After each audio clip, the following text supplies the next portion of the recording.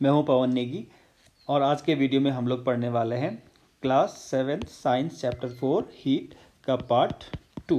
Right, तो पहले part में हम लोग पढ़ चुके थे up to the method of heat transfer, जिसमें हमने देखा था कंडक्शन, हमने देखा था कन्वेक्शन और हमने देखा था रेडिएशन। राइट, तो आप देख सकते हैं कि एक ही कंटेनर में कि जो मेथड ऑफ हीट ट्रांसफ़र है वो हम साफ साफ देख सकते हैं। मान लीजिए ये कोई हॉट प्लेट है, तो हॉट प्लेट से हीट, अगर आप हॉट प्लेट को टच नहीं भी करना है तो काफ़ी दूर तक हमें उसकी हीट महसूस होती है। राइट, तो ये जो प्रोसेस है ये कैसा है? रेडिएशन। और जब हम क्या करेंगे, किसी पॉइंट को कंटेनर के हॉट प्लेट के कांटेक्ट में रखेंगे तो केवल वही पॉइंट गर्म होना चाहिए, बट पूरा कंटेनर गर्म हो जाता है। तो वो कैसे होता है? With the help of conduction. और इसमें जो लिक्विड रखा है, तो पहले बॉटम वाला लिक्विड गर्म होगा लेयर, और उसके बाद वो लेयर ऊपर आएगी या वो पार्टिकल ऊपर आएंगे और ऊपर वाले पार्टिकल नीचे जाएंगे। तो ये किससे हो रहा है? By the process of radiation. तो इतना हम लोग समझ चुके थे पहले वाले वीडियो में। अब आप देखिए स्केल्स ऑफ टेम्परेचर। किसी भी क्वांटिटी को अगर हमने मेजर करना है तो क्या होते हैं? हमारे पास कुछ स्केल्स होते हैं। जैसे आपको पता है लेंथ को हम मेजर करते हैं मीटर में या सेंटीमीटर में या किलोमीटर में। राइट, तो वैसे ही टेम्परेचर को मेजर करने के लिए 3 स्केल हैं। एक है डिग्री सेल्सियस स्केल जो कॉमन है, एक है फ़ारेनहाइट स्केल और एक है केल्विन स्केल। अब इन तीनों में रिलेशन क्या है? इन तीनों में रिलेशन है कि अगर आपको कोई डिग्री सेल्सियस में कोई टेम्परेचर है, उसको केल्विन में कन्वर्ट करना है तो आप उसमें 273 ऐड कर देते हैं। मान लीजिए आपके पास 225 डिग्री सेल्सियस टेम्परेचर है, तो इसको केल्विन में कन्वर्ट करने के लिए हम क्या करेंगे? इसमें 273 ऐड कर देंगे। राइट, तो अब जो टेम्परेचर आएगा वो होगा 298 केल्विन। ये केल्विन हो जाएगा, मतलब डिग्री सेल्सियस टेम्परेचर में आप 273 ऐड कर देंगे तो वो केल्विन में कन्वर्ट हो जाएगा। और केल्विन को डिग्री सेल्सियस में कन्वर्ट करना है तो जो केल्विन में टेम्परेचर है, मान लीजिए ये है 298 केल्विन, इसको डिग्री सेल्सियस में कन्वर्ट करना है तो इसमें से हम क्या कर देंगे? इसमें से हम 273 लेस कर देंगे तो ये हो जाएगा 25 डिग्री सेल्सियस। राइट, तो ये था केल्विन और डिग्री सेल्सियस का रिलेशन। एक है फ़ारेनहाइट और डिग्री सेल्सियस का रिलेशन। तो इसके लिए रिलेशन क्या है? Fahrenheit is equal to 9/5 degree Celsius में जो भी टेम्परेचर होगा प्लस 32। मान लीजिए हमारे पास 50 डिग्री सेल्सियस टेम्परेचर है। राइट, इसको अगर हमें फ़ारेनहाइट में कन्वर्ट करना है तो क्या लिखना पड़ेगा? 9/5 इंटू 50 प्लस 32। राइट, तो ये कितना आ जाएगा? ये आ जाएगा 9 इंटू 10 प्लस 32, तो ये हो जाएगा 90 प्लस 32, तो ये हो जाएगा 112 फ़ारेनहाइट। तो इस तरीके से हम क्या कर सकते हैं?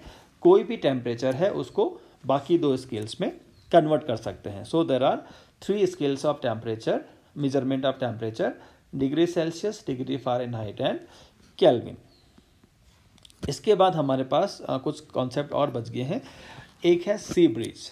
राइट, तो सी ब्रीज क्या है? सिंपल से बात है, सी ब्रीज का मतलब है सी से लैंड की तरफ चलने वाली एयर। मोमेंट ऑफ एयर को हम कहते हैं विंड या हम कहते हैं ब्रीज। राइट, तो अब देखिए होगा कैसे। इसको समझने के लिए हमें एक चीज़ समझनी पड़ेगी कि जो लैंड है और जो सी है, लैंड और सी। राइट, इसमें से लैंड की प्रॉपर्टी क्या है कि ये जल्दी हीट अप भी हो जाता है और जल्दी कूल डाउन भी हो जाता है। मतलब ओशन के कंपैरिजन में या सी के कंपैरिजन में लैंड वाला जो पार्ट है वो जल्दी गर्म भी हो जाता है और जल्दी ठंडा भी हो जाता है। ये कॉन्सेप्ट अगर हम समझ गए तो हम लैंड ब्रीज और सी ब्रीज का कॉन्सेप्ट बड़ी आसानी से समझेंगे। राइट, तो हमें क्या समझना है? जो लैंड है वो ओशन के कंपैरिजन में या सी के कंपैरिजन में जल्दी गर्म भी हो जाता है और जल्दी ठंडा भी हो जाता है। अब देखिए दिन का समय है। राइट, तो दिन के समय में जो सन से आने वाला जो रेडिएशन है, जो हीट है, वो लैंड पे भी पड़ेगा और सी पे भी पड़ेगा। बट लैंड का जो पोर्शन है वो सी के कंपैरिजन में जल्दी गर्म होगा। तो जल्दी गर्म होगा तो इसके कांटेक्ट में जो एयर है वो गर्म होगी और जो गर्म एयर है वो कैसी होती है, हल्की होती है। तो हल्की होने से चीज़ें क्या होती हैं, ऊपर की तरफ उठती हैं। मतलब हवा गर्म होने पे क्या होगा, ऊपर की तरफ उठेगी। The warm air rises up. तो अगर हवा यहाँ से ऊपर उठ गई तो यहाँ खाली जगह होगी। तो उस खाली जगह को लेने के लिए जो सी के ऊपर जो एयर थी जिसका टेम्परेचर कंपैरेटिवली कम था, जो कूल है, कूलर जो एयर है वो इधर की तरफ बढ़ेगी और इसी को हम क्या कहते हैं, सी ब्रीज कहते हैं। राइट। तो एक बार फिर से समझ लीजिए, सी ब्रीज क्या है, सी से लैंड की तरफ चलने वाली ब्रीज। क्यों चल रही है ये, क्योंकि लैंड का टेम्परेचर ज़्यादा है एज कम्पेयर टू सी। क्यों है लैंड का टेम्परेचर ज़्यादा, क्योंकि लैंड की प्रॉपर्टी ये है कि वो जल्दी गर्म भी हो जाता है और जल्दी ठंडा भी हो जाता है। तो जब लैंड का टेम्परेचर ज़्यादा होगा तो यहाँ जो एयर है उसका टेम्परेचर ज़्यादा होगा क्योंकि वो उसके कॉन्टैक्ट में है, और एयर का टेम्परेचर ज़्यादा होगा तो वो ऊपर उठेगी क्योंकि हल्की है, फैलेगी एयर तो ऊपर उठेगी, और ऊपर उठेगी तो यहाँ खाली जगह होगी। इस खाली जगह को लेने के लिए यहाँ से क्या आएगी, सी के ऊपर जो एयर है वो लैंड की तरफ चलेगी। इसी को हम कहते हैं सी ब्रीज। राइट। इसके बाद लैंड ब्रिज, इसका जस्ट अपोजिट। तो जस्ट अपोजिट का मतलब डे की जगह नाइट और यहाँ सन की जगह मून। मून लाइट नहीं, हीट नहीं देने वाला है, फिर भी आप देखिए नाइट में क्या होगा, जो लैंड और सी दिन के टाइम में गर्म हुए थे वो अपनी हीट को दे देंगे, रेडिएट करेंगे। राइट। तो हमने क्या कहा, जो लैंड है वो हीट अप भी जल्दी होता है और कूल डाउन भी जल्दी होता है। इसका मतलब है रात में जो लैंड है वो ज़्यादा ठंडा होगा क्योंकि इसने अपना हीट जल्दी रेडिएट किया है। तो land is colder and sea is warmer. तो सी, अगर सी का टेम्परेचर ज़्यादा है कंपैरेटिवली तो इसके ऊपर एयर कैसी होगी, वार्म। और जो एयर वार्म होगी वो कहाँ बढ़ेगी, ऊपर की तरफ फैलती है, गर्म हवा ऊपर जाती है। और यहाँ क्योंकि खाली जगह हो जाएगी क्योंकि हवा ऊपर चली गई है, तो इसकी जगह लेने के लिए क्या होगा, लैंड की तरफ से जो ब्रिज है वो इधर की तरफ बढ़ेगी, कोल्ड एयर। क्यों कोल्ड है, क्योंकि हमने कहा जो लैंड है वो जल्दी ठंडा भी होता है, जल्दी गर्म भी होता है। राइट। तो यहाँ जो एयर है उसका टेम्परेचर कंपैरेटिवली कम है तो वो क्या होगा, सी की तरफ बढ़ेगी। तो इसी को हम कहते हैं लैंड ब्रिज। तो जस्ट अपोजिट है सी ब्रिज के क्या, लैंड ब्रिज। राइट। तो ये हमारा कॉन्सेप्ट था सी ब्रिज और लैंड ब्रिज का। तो याद रखने का तरीका क्या है, लैंड ब्रिज का मतलब लैंड से सी की तरफ चलने वाली ब्रिज, और सी ब्रिज का मतलब सी से लैंड की तरफ चलने वाली ब्रिज। राइट। जो लैंड ब्रिज है वो हमें दिखाई देती है नाइट टाइम में, और जो सी ब्रिज है वो हमें दिखाई देती है डे टाइम में। इसके बाद एक लास्ट टॉपिक इसमें रह गया है, kinds of cloth we should wear in summers and winters. आपने देखा होगा हम समर में कुछ और कलर के कपड़े पहनना पसंद करते हैं और विंटर में कुछ और। तो ऐसा क्यों है, इसको समझने के लिए एक छोटा सा एक्टिविटी हम देखते हैं। हमने क्या किया है, 2 कंटेनर लिए हैं इक्वल वॉल्यूम के, एक को बिल्कुल ब्लैक पेंट कर दिया गया है और एक को नहीं किया गया। इसका बिल्कुल शाइनी सरफेस है, यह वाइट सरफेस है। इसमें इक्वल हमने वाटर भर दिया।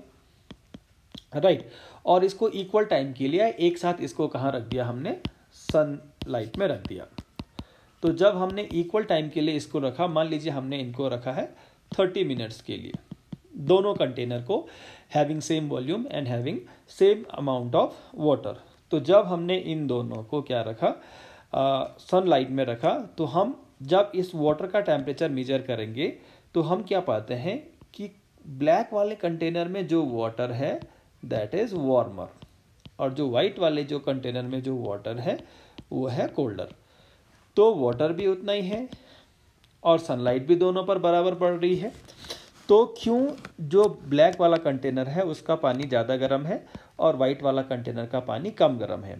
तो इसका आंसर ये है, क्या है इसका आंसर है कि जो ब्लैक कलर है वो क्या करता है, लाइट को एब्जॉर्ब करता है, ज़्यादा हीट को एब्जॉर्ब करता है। राइट। जो सनलाइट है उसका रेडिएशन में क्या है, हीट है, तो इसको ये एब्जॉर्ब करता है। और जो वाइट वाला है वो आने वाला रेडिएशन का मोस्ट ऑफ द पार्ट को क्या कर देता है, वापस भेज देता है, जिसको हम कहते हैं रिफ्लेक्शन। राइट। उसको हम कहते हैं रिफ्लेक्शन। तो जो ब्लैक कलर है वो ज़्यादा से ज़्यादा अमाउंट ऑफ हीट को क्या करता है, एब्जॉर्ब करता है, और वाइट वाला रिफ्लेक्ट करता है।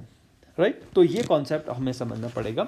सो when the above two containers filled with equal amount of water were placed in sunlight for equal time, the water in black container was warmer than that in white container. तो मैंने आपको बताया इसका reason क्या है, the dark surfaces absorb more heat, right. इसीलिए हम क्या करते हैं, विंटर टाइम में हमें कैसा चाहिए, बॉडी में हमें चाहिए हीट, राइट। तो हीट चाहिए तो हम कैसे कलर के कपड़े पहनते हैं, जो जैकेट हैं, जो स्वेटर्स हैं, वो हम कैसे कलर के पहनते हैं, डार्क कलर के, इसलिए हमें कंफर्टेबल फील होता है। और इसका ऑपोजिट अगर आप देखिए, समर में हमें क्या चाहिए, हमें अगर कोल्डर फील होगा तो हम अच्छा लगेगा हमको, राइट। तो उसके लिए हम डार्क कलर के कपड़े नहीं पहनते हैं समर में। क्यों? क्योंकि समर में अगर हम डार्क कलर के कपड़े पहनेंगे तो वो ज़्यादा हीट को एब्जॉर्ब करेंगे, और ज़्यादा हीट को एब्जॉर्ब करेंगे तो हम क्या फील करेंगे, अनकंफर्टेबल हम फील करेंगे, राइट। इसलिए हम क्या करते हैं, light colour surfaces, light colour के जो कपड़े हैं उनको पहनते हैं। क्यों? Because light colour surface reflect most of the heat that falls on them, therefore we feel comfortable with light colour clothes in summer. तो ये हमने बात की कि समर में कैसे कपड़े पहनने चाहिए और जो विंटर है उसमें कैसे कपड़े पहनने चाहिए। तो समर में हमें पहनने हैं कैसे कलर के कपड़े, लाइट कलर, और जो विंटर है उसमें हमें पहनने हैं डार्क कलर, क्योंकि डार्क कलर ज़्यादा हीट को एब्जॉर्ब करेगा और जो लाइट कलर है वो ज़्यादा हीट को रिफ्लेक्ट करेगा, राइट। इसके बाद एक लास्ट टॉपिक इसमें रह गया है कि जो वुलन क्लोथ हैं, राइट, वुलन क्लोथ अगर आप डार्क कलर के नहीं भी पहनोगे तब भी वो हमें गर्म रखते हैं। क्यों? तो वो कलर के हिसाब से नहीं, उसका दूसरा मैकेनिज्म है हमारी बॉडी को हीट रखने का, वो हम पहले भी पढ़ चुके हैं। तो वो क्या है, जो वुलन फाइबर है, राइट, जो वूल फाइबर है वो क्या करता है, एयर को ट्रैप करता है, राइट। अपने जो फाइबर्स हैं उनके बीच में क्या करता है, एयर को ट्रैप करता है। यहाँ एयर को ट्रैप करेगा, तो एयर को ट्रैप करेगा, इसका क्या मतलब है कि बहुत सारी हवा उसमें होगी। जैसे अगर हम सर्दियों में रजाई ओढ़ के सोते हैं, क्विल्ट, तो उसमें क्या होता है, कॉटन होता है, वो बहुत सारी एयर को क्या कर लेता है, ट्रैप कर लेता है, राइट। तो उससे क्या होगा, या ब्लैंकेट हम देखते हैं, तो उससे क्या होगा, एयर ट्रैप करने से क्या होगा, because air is a poor conductor of heat. जो एयर है वो हीट का क्या है, पुअर कंडक्टर है, गुड कंडक्टर नहीं है, it is a poor conductor, right. तो पुअर कंडक्टर होने से क्या होगा, हमारी बॉडी की जो हीट है वो बाहर नहीं जाएगी, हमारी जो बॉडी की हीट है वो बाहर नहीं जाएगी, right. So because air is a poor conductor of heat, this prevents the flow of heat from our body to the surrounding, so we feel warm. हमारी बॉडी की जो हीट है वो बॉडी से क्या नहीं होगी, हमारी बॉडी की जो हीट है वो बॉडी से बाहर नहीं जा पाएगी, क्योंकि यहाँ क्या है, एयर, राइट। और ये एयर क्या है, bad conductor of heat, that's why we feel comfortable, we feel warm by wearing the woollen clothes, right.